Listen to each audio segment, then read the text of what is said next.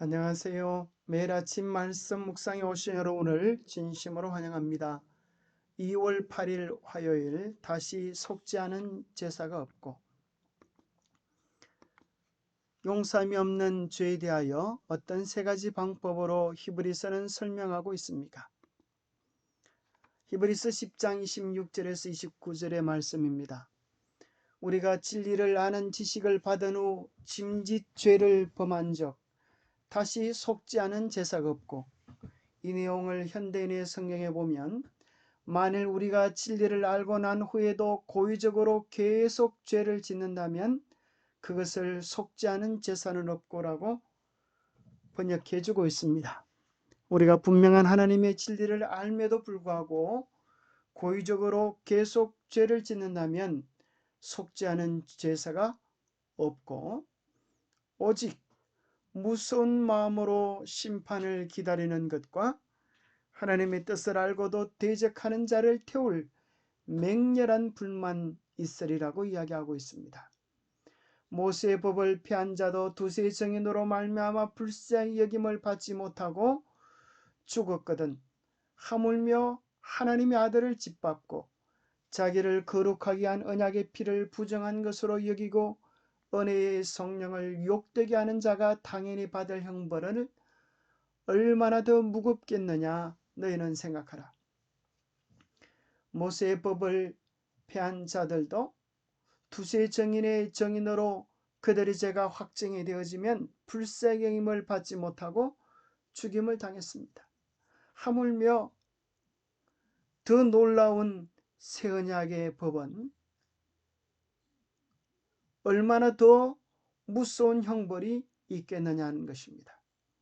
그러면서 여기 우리가 고의적으로 계속 죄를 짓는다면 용서받지 못할 세 가지 죄에 대하여 이야기하기를, 하나님의 아들을 짓밟고, 하나님 성부 하나님께 가장 큰 영향을 미치는 것은 하나님의 아들을 짓밟는 것입니다.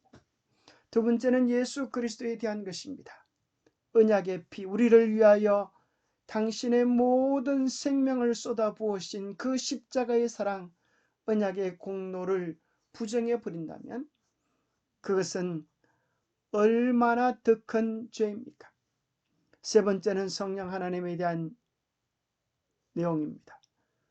은혜의 성령께서 우리의 마음속에 죄를 깨닫게 하시고 주님께로 돌이키게 함에도 이것을 거절하면 얼마나 더 무서운 형벌을 받겠느냐는 것입니다.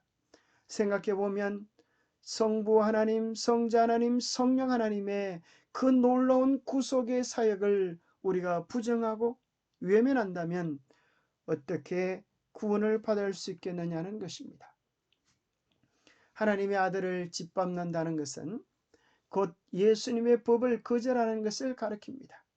하나님의 아들이라는 호칭은 독자들에게 하나님께서 예수님을 당신의 오른편에 앉히시고 그분의 원수들을 그분의 발등상 되게 하시기까지 하시겠다고 말씀하신 것을 기억하게 합니다.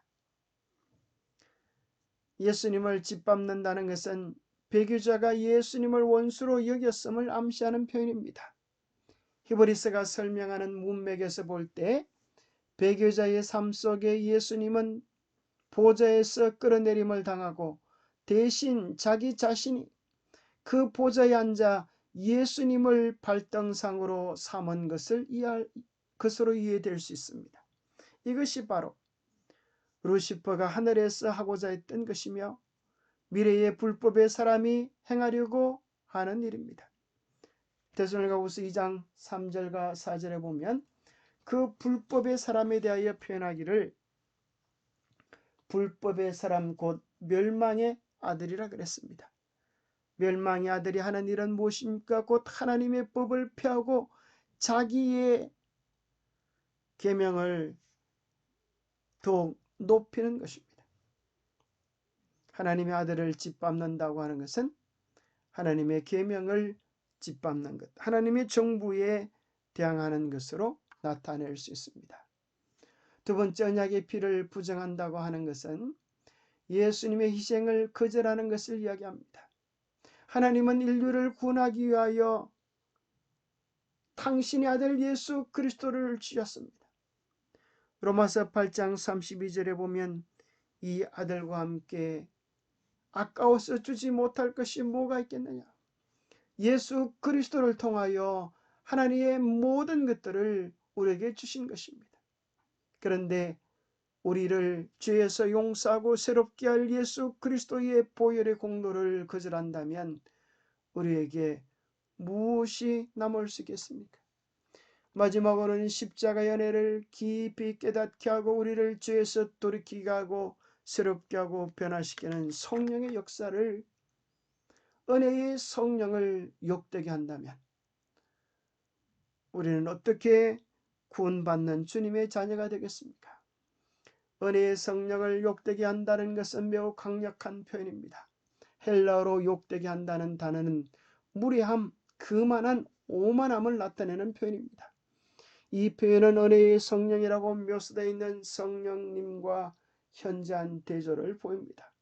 이것은 배교자가 하나님께서 허락하시는 은혜의 모욕으로 반응했음을 의미하는 것입니다. 성령께서 우리의 마음에 죄에 대하여, 의에 대하여, 심판에 대하여 이야기하고 돌이키기를 원하지만은 그 성령의 은혜를 자신의 무례함으로, 교만함으로, 오만함으로 대적하는 자에게는 다시 용서받을 수 있는 일이 주어지지 못하는 것입니다. 우리가 조금 전에 살펴본 것은 하나님에 대한, 예수님에 대한, 성령님에 대한 죄로 연결되어 있음을 발견하게 됩니다. 하나님에 대한 것은 하나님의 아들을 멸시하는 것, 곧 하나님의 계명을 무시하는 것과, 예수님에 대한 것은 예수님의 보혈의 공로를 외면하는 것과, 성령님에 대한 것은 은혜의 성령을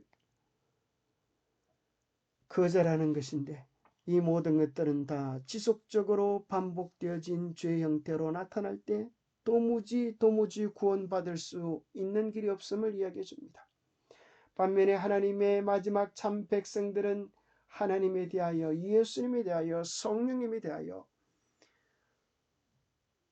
온전한 마음으로 따라가는 백성이라고 소개해 줍니다. 계시록 14장 12절에는 성령님의 특징, 하나님의 성도들의 특징에 대하여 이야기하기를 하나님의 계명과 예수에 대한 믿음을 지키는 자라고 이야기했습니다. 하나님에 대한 부분이 나옵니다. 그것은 하나님의 계명 10계명으로 나타나고, 예수님에 대한 부분은 바로 예수 그리스도의 십자가의 공로를 의지하여 전적으로 예수 안에 가고 예수를 삶의 구주로 모시며 따라가는 자들을 이야기할 것입니다. 그러면 성령님에 대한 것은 어떻게 나타나 있습니까? 요한계시록 19장 10절에 보면 예수의 정언은 대언의 영이라 그렇게 이야기하고 있습니다. 하나님의 성도들의 특징, 여자의 남은 무리의 특징이 예수의 정언이라고, 예수의 증거라고 요한계시록 12장 17절에 기록되어 있는데, 바로 그 예수의 정언, 증거는 예언하는 성령의 사역이라고 이야기하고 있는 것입니다. 예언의 영, 성령의 사역 가운데 미래에 대하여 예언하는 것입니다. 성령께서는 성경의 모든 진리를 밝히 드러내시고 예수 그리스도의 영광을 나타내시고 장래에 일어날 일들을 우리에게 보여주십니다.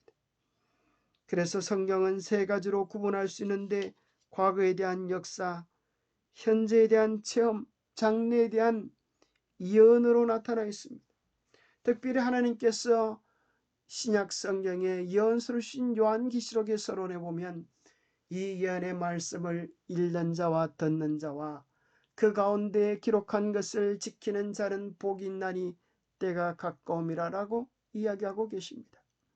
예언의 영이 오셔서, 예언의 성령이 오셔서 봉안책처럼 보이는 이 예언의 말씀을 밝히 풀어주실 때 우리는 구원의 계획과 사단의 전략들을 밝히 깨닫게 되고 영적 대쟁투를 위하여 준비되게 되는 것입니다. 고로 이 예언의 말씀을 성령의 지도하심을 받아 읽고 듣고 깨닫고 그리하여 순종하는 자들이, 그리하여 지키는 자들이 우리 주님이 예비해 놓으신 영원한 하늘의 축복을 얻게 될 것을 소개해 주고 있습니다. 하나님, 예수님, 성령님을 따라가는 삶은 얼마나 든든하고 확실한 삶입니까? 그러나 그 확실한 구원의 은혜를 부인하고 외면하고 거절하는 것처럼 우리의 삶을 흔드는 것은, 삶을 무너지게 하는 것은 없을 것입니다. 영감의 교훈은 이렇게 설명합니다. 마지막 방편이 끝남. 하나님께서 당신의 영을 나타내심으로 죄인들을 책망하시고 죄를 깨닫게 하신다. 그러나 성령의 역사가 마침내 거절당하면 하나님께서 더 이상 그 영혼을 위하여 아무것도 하실 수 없으시다. 하나님의 긍휼의 마지막 방편이 끝난 것이다. 범죄자는 하나님께로부터 끊어지고 죄는 그 자체를 치유할 방법이 없다. 그 이상 더 죄인으로 하여금 죄를 깨닫게 하고 회개할 수 있는 하나님의 능력이 남아있지 않다. 오늘 우리 마음이 역사하는 성령의 역사를 거절하지 마십시오. 세미한 음성으로 우리의 죄가 무엇인지 깨닫게 하시는 성령의 음성을, 양심의 호소를 더 이상 거절하면 하나님께서 그 영혼을 위하여 준비하신 마지막 방편을 거절하는 것입니다. 만일 그리스도께 우리의 눈을 고정시킨다면 성령의 역사는 그 영혼이 그리스도의 형상과 같아질 때까지 쉬지 않을 것입니다. 우리의 눈을 지속적으로 그리스도께 고정시키십시오. 그러면 우리가 해야 할 일이 무엇인지 성령께서 깨닫게 해주셔서 우리의 삶의 모습을 그리스도의 품성처럼 변화시켜 주실 것입니다. 하나님께서 당신의 영을 나타내심으로 죄인들을 책망하시고 죄를 깨닫게 하신다. 그러나 성령의 역사가 마침내 거절당하면 하나님께서 더 이상 그 영혼을 위하여 아무것도 하실 수 없으시다. 하나님의 긍휼의 마지막 방편이 끝난 것이다. 범죄자는 하나님께로부터 끊어지고 죄는 그 자체를 취할 방법이 없다. 성령께서 우리 안에서 역사하십니다. 말씀을 통하여 역사하십니다. 우리의 양심을 통하여 역사하십니다. 우리의 죄를 책망하시고 죄를 깨닫게 하시고 더 밝은 빛으로 온전한 진리 안으로 인도하기를 원하십니다. 하나님의 긍휼하시는 마지막 방편을 거절하지 마십시오. 성령의 음성에 순복하십시오. 그것이 사는 길입니다. 기도하겠습니다. 하나님 아버지, 오늘 우리에게 참으로 모세의 시대에 밝히지 않으셨던 그 완벽한 복음으로 우리를 이끌으심을 인하여 감사합니다. 예수 그리스도의 보혈의 공로를 통한 온전한 은혜 안으로 우리를 이끌으시고 은혜의 성령의 역사심을 통하여 죄에 대하여 의에 대하여 심판에 대하여 마지막 세상에 도래할 사건들에 대하여 예언의 빛을 통하여 밝히 증거해 주심을 인하여 감사합니다. 우리를 하여금 이끄시는 성령의 음성에 굴복하게 도와주시옵소서. 우리의 지식으로 우리의 고집으로 거절하지 않게 하시고 온전히 하나님을 따라 계명을 준수하며 예수 그리스도를 따라 십자가의 공로를 의지하며 성령님을 따라 매 순간 전적인 굴복이 우리 안에서 일어나게 하여 주시옵소서.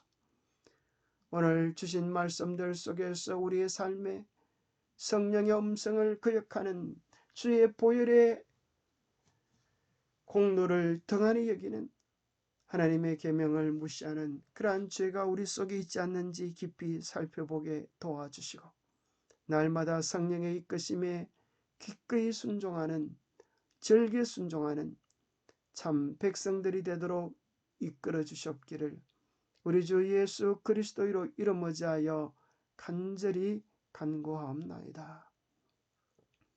감사합니다. 언제나 만세 반석 되시는 예수 그리스도를 따라가는 우리 모두가 되시기를 축복합니다. 감사합니다.